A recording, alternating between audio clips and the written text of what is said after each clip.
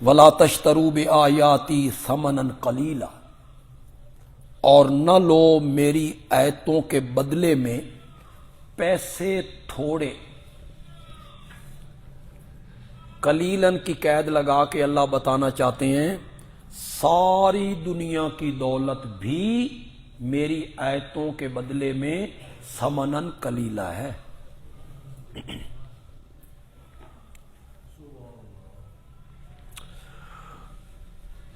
اس آیت کو بطور دلیل پیش کرنا کہ امامت کے پیسے جائز نہیں، مؤذن کے پیسے جائز نہیں، خطابت کے پیسے جائز نہیں، جیسے لوگ کہتے ہیں،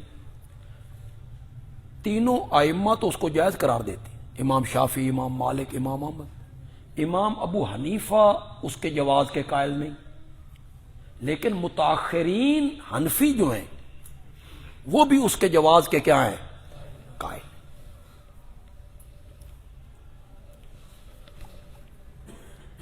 تو میرا اپنا ایک خیال ہے، آپ اتفاق کریں یا نہ کریں آپ کی مرضی، کوئی ضروری نہیں کہ آپ میری بات کو مانیں۔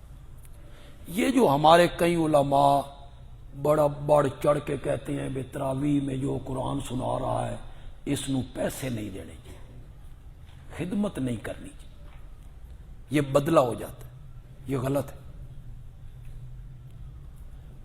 وہ کوئی پہلے طے کر کے آتا ہے کہ میں 80,000 لوں۔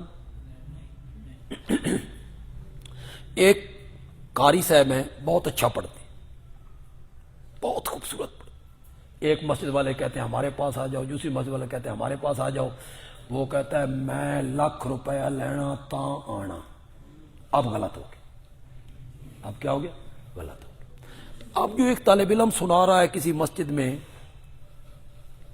تو اگر سنانے کے بعد ختم کے دن لوگ اس کی کوئی خدمت کر دیتے ہیں، وہ کوئی بدلہ ہوتا ہے اس کا، یا اس کے ذہن میں ہوتا ہے کہ مجھے کس نے پیسے ملنے ہیں یہاں؟ اس کے تو ذہن میں نہیں ہوتا۔ لہذا علماء اس کے عدم جواز کے قائل ہوں گے، میں اس کے جواز کا قائل کہ اس میں کوئی حرج نہیں۔ اس طالب علم کی یا وہ جو سنا رہا ہے لوگ کچھ خدمت کر دیتے ہیں، اس میں کوئی حرج نہیں۔ ہم پنڈی میں پڑھتے تھے تو ہمارے ایک ساتھی تھے مولانا غلام حسن، ریتڑی یہ تھل کے علاقے میں، وہاں کے تھے۔ تو انہوں نے کہا میں نے تو قرآن سنانا ہے۔ تو پنڈی میں کہاں جگہ بنتی تھی، 500 طالب علم تھے۔ تو جو دارالعلوم تعلیم القرآن کے ناظم تھے نا، انہوں نے کہا بھئی چلو میرے دفتر میں سناؤ۔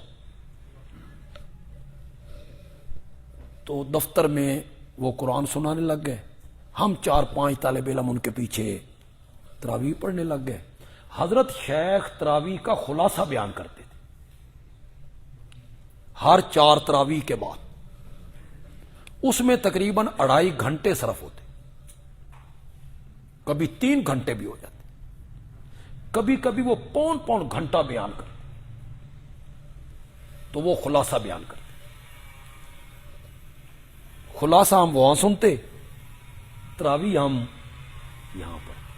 جس دن ختم تھا نا تو مجھے کہا گیا بھئی آپ حضرت شیخ سے بات کریں کہ وہ 2 رکعتیں تراویح کی جو ہیں وہ ہمارے ساتھ پڑھیں، آج ہمارا ختم ہے۔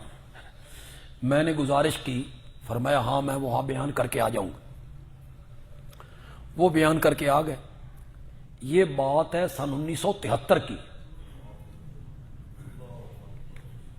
یہ میں اس لیے بتا رہا ہوں کہ تمہیں پتہ چلے کہ پیسے کی اس وقت قدر کیا تھی، پیسے کی قدر کیا تھی۔ یہ جو بکرے کا گوشت ہے یہ اس وقت 5 روپے کلو تھا، اس زمانے صرف 5 روپے کلو، 4 آنے کلو دودھ ملتا تھا اس وقت، یہ حالت تھی اس وقت۔ تو حضرت شیخ نے 2 تراویح پڑھی۔ تراویح پڑھنے کے بعد حضرت شیخ نے جیب سے پیسے نکالے، 50 روپے گن کر اس طالب علم کو دے دی۔ اس دور میں 50 روپے یوں گنے 10-10 روپے کے نوٹ تھے اور اس طالب علم کو دے. اس میں کوئی اب اس طالب علم کے ذہن میں بھی نہیں تھا کہ حضرت شیخ نے مجھے پیسے دینے ہیں یا میری کوئی خدمت کرنی. تو اس طرح اگر اس تراویح سنانے والے کی خدمت ہو جائے تو مفتی حضرات ذرا فتوے اپنے پاس رکھیں. تم حدیث کی تدریس کرتے ہو تو پیسے جائز ہیں، بخاری پڑھاتے ہو تو پیسے جائز ہیں، مشکات پڑھاتے ہو تو پیسے جائز ہیں، فقہ کی کتابیں پڑھاتے ہو تو جائز ہیں، نماز پڑھاتے ہو تو جائز ہیں. تراویح پڑھانے والا بیچارہ حافظ آیا تو اب وہ کیا ہو گئے؟ ناجائز. تو یہ ولا تشتروا بآیاتی ثمنا قلیلا ہم آگے پڑھیں گے. یہ کس کے بارے میں؟ یکتبون الکتاب بایدیہم، وہ لکھتے ہیں کتاب کو اپنے ہاتھوں سے، خود لکھتے ہیں. کہتے ہیں یہ تورات ہے، اس میں کہاں ہے نبی پاک کی تعریف؟ اور اس کے بدلے وہ لوگوں سے، یہ اس کے بارے میں ہے جناب، نمازوں کے بارے میں نہیں ہے. جو تحریف کرتے تھے، تحریف کر کے لوگوں کے مال بٹورتے تھے. وَإِيَّايَ فَاتَّقُونَ، اور مجھ ہی سے ڈرو.